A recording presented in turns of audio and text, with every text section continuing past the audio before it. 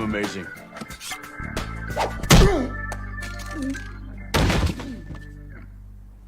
I'm Batman. Welcome to Ms. Mojo, and today we're counting down our picks for the top 10 times Dean was the best supernatural character.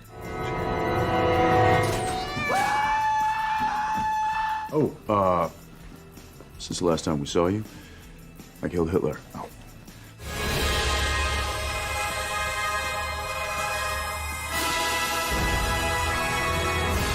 For this list, we'll be looking at some of Supernatural's most memorable moments where Dean Winchester was our absolute favorite. Which Dean moments stick out in your mind? Let us know in the comments.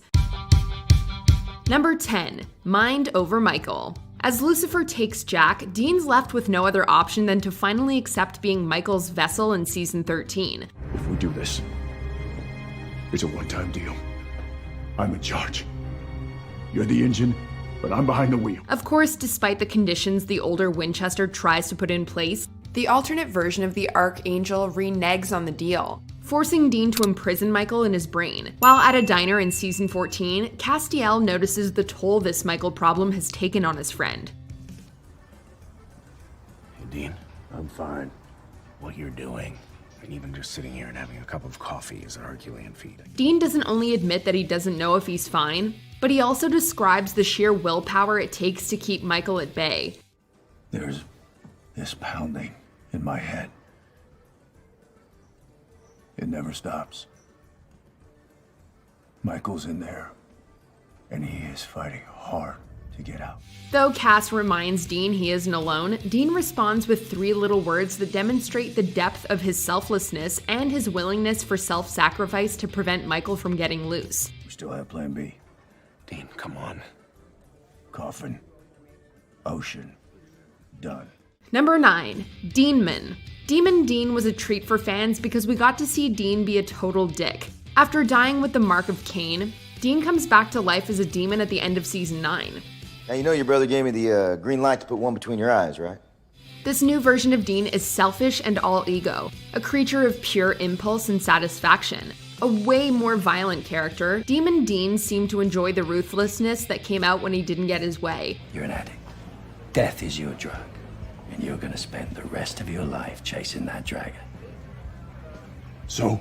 And while our time with Deanman was brief, it was fun to see Jensen Ackles play almost the opposite of the character we've come to associate with him. What did you think was gonna happen? You just stroll up here and say my name is Inigo Montoya, you killed my father, prepare to die.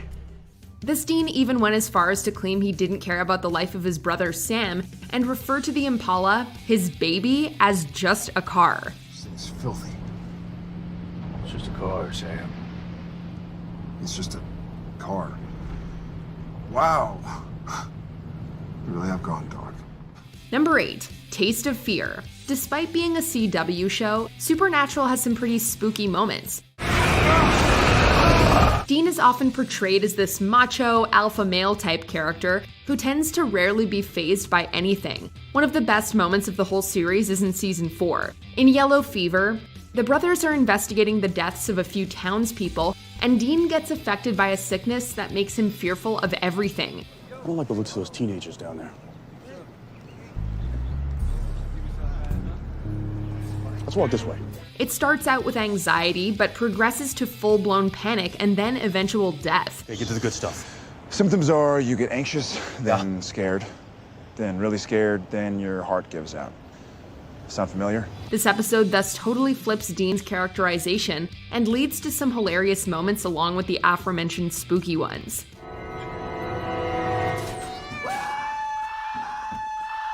Number 7, Deep Death Pizza. There have been some monumental moments in Supernatural, but very few come close to Dean and Death's first meeting. Not only was the introduction of this horseman of the apocalypse one of the most unforgettably intimidating moments of the series, but the subsequent conversation between Death and Dean also shows the former's superiority over the latter.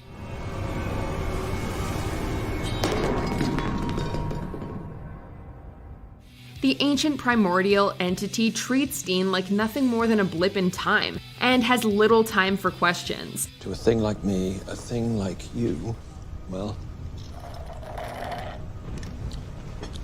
Think how you would feel if a bacterium sat at your table and started to get snarky. While Death is likely deserving of his own top 10 list, what makes this scene ultimately work is Dean's ability to keep his cool in the face of literal death. What about Chicago? I suppose it can stay. I like the pizza. Number 6. Everyone's time-traveling dream. Pretty much everyone has wished to do this, and as it turns out, Dean is the one who gets to live out everyone's fantasy of killing Hitler in this season 12 episode. After Hitler's soul is put back into a physical body, Dean has the enormous pleasure of sending one of history's worst to hell.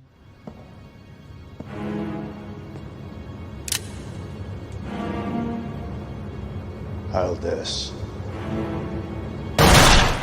Sending off the resurrected Führer with a bullet and an appropriate one-liner, Dean becomes instantly elated with his actions, and relishes the fact that he gets to say that he killed Hitler. I killed Hitler. I killed Hitler. I killed Hitler. I think that entitles me to free drinks for the rest of my life. I'm gonna get t-shirts made. You know no one's gonna believe you, right? Well, you believe me.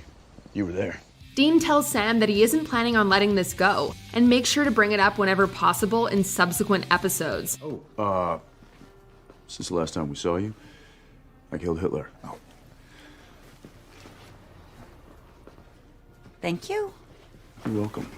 Like, seriously, he won't shut up about it. But in all honesty, can we blame him? Let's go.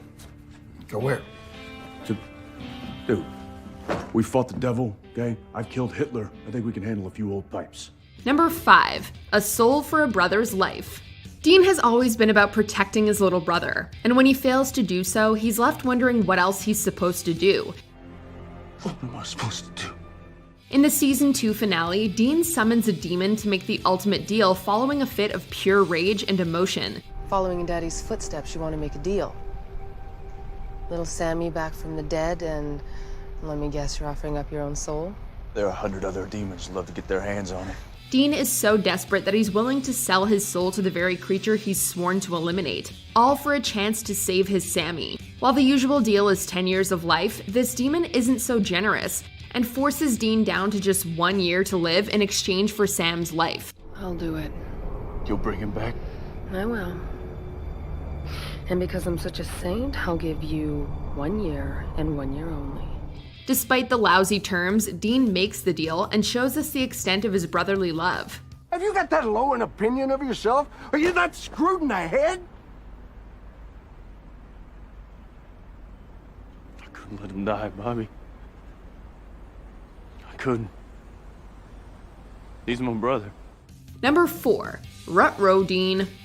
Hi. I'm Dean. It's my brother Sam. Mind if we join you?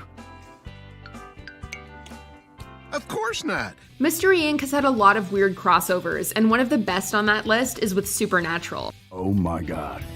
That's That's the Mystery Machine. We're not just in any cartoon. We're in Scooby-Doo.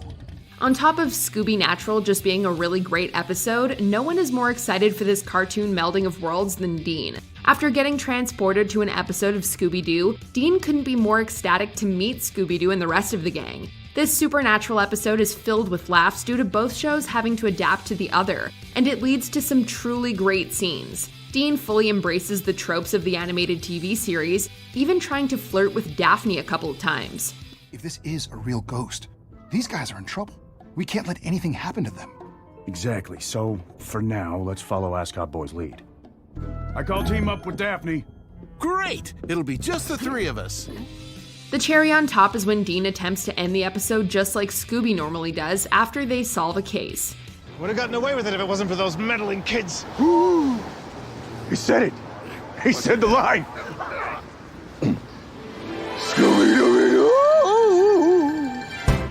Number 3. BFFs Forever. Cass has been training in heaven to enact the Angel's plans, and one of the things that he needs to learn to do is defeat Dean. He and Dean have an incredible bond, almost as strong as Sam and Dean's, which makes it hard for Cass to sever. If the demons get their hands on the angel tablet, they'll kill us all. They'll destroy heaven. I can reason with Dean. He's a good man. Kill him. When the moment finally comes, Cass can't do it, which means that Naomi takes control of him, and she does not hold back. You want it? Take it. But you're gonna have to kill me first. Come on, you coward.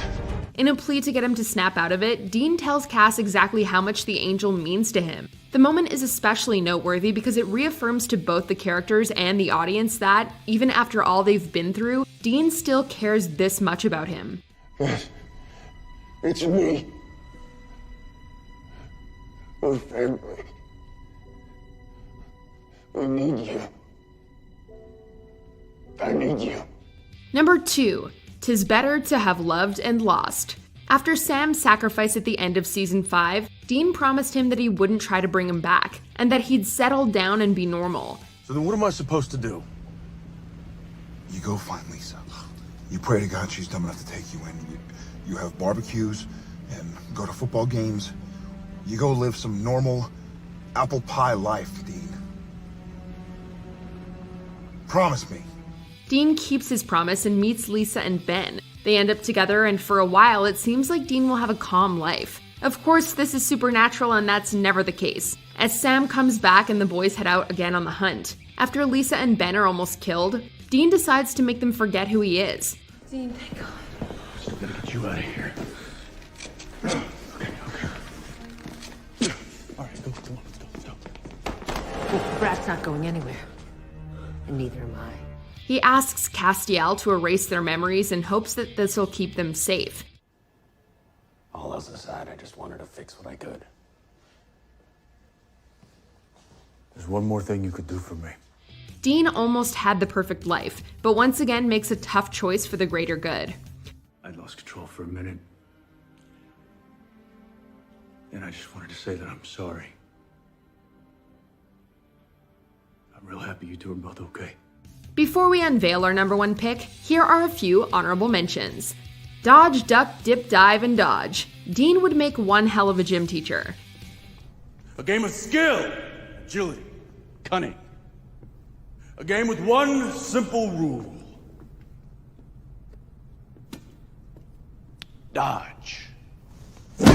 Master of disguise. Dean does his best to blend in at the psychiatric hospital. What are you boys doing in here?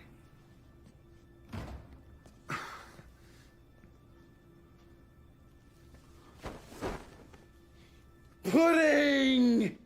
I'm Batman. Not sure about Batman, but Dean would definitely make for a great Robin. I'm amazing.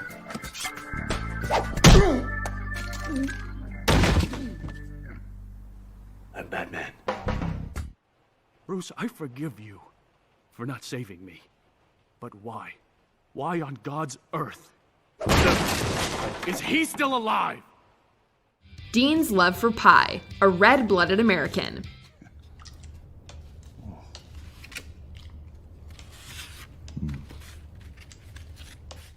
Now you want pie? I killed Hitler. I think I deserve some pie. Wanted dead or alive. It's never a bad time for some Bon Jovi. A little 6-string on my back. I paid for keeps. Come on. So I might not make it back. Number 1, Sam over everything. For most of the story, Dean's been the most consistently committed to the mission, as it's all he's known. In season 9, it's revealed he took a step away from the family business when he was sent to a boys' home after some bad behavior. I wasn't on a hunt. They sent me to a boys' home. A boys' home, like a reform school. Yeah, more or less. It was a farm, and the guy who ran it, Sonny, he looked after me. Even more surprising is that he seemingly thrived there. Well, I guess we'll just have to keep practicing.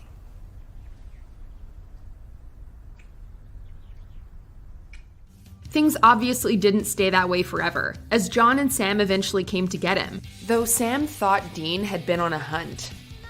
I just hope this lasts. I'm not going anywhere, Robin. Yeah, says you. Despite Dean's success, he chooses to leave the home, and it's implied he made the decision to keep an eye on his little bro. For always being there, for having my back. I mean, look, I know it always hasn't been easy. I don't know what the hell you're talking about. Dean could have had a whole different life, but even at 16, he knew Sam was the most important thing to him above everything else.